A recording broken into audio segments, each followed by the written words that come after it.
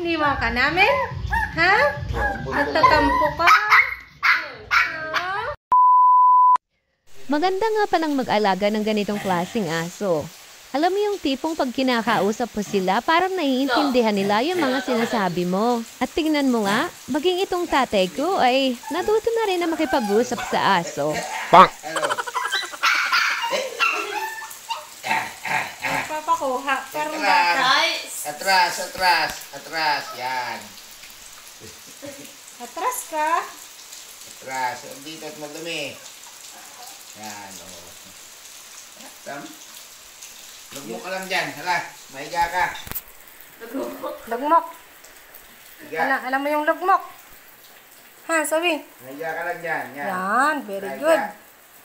At maging ako, ay natuwa na rin na makipag-usap dito kay Zoe. Nagtatampo ka?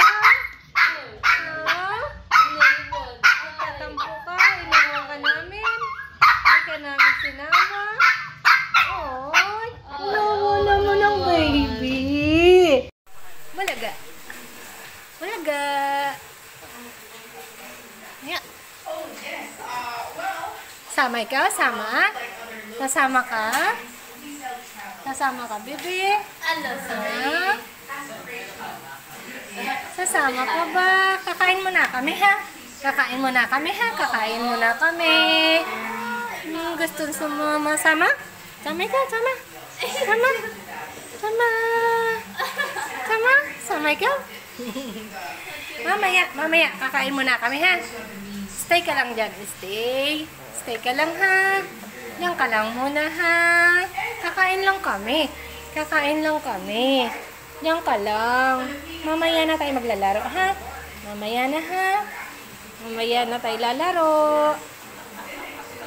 Stay ka lang dyan. Relax lang muna, ha? Ha? Relax lang muna, baby. Hindi na ako sa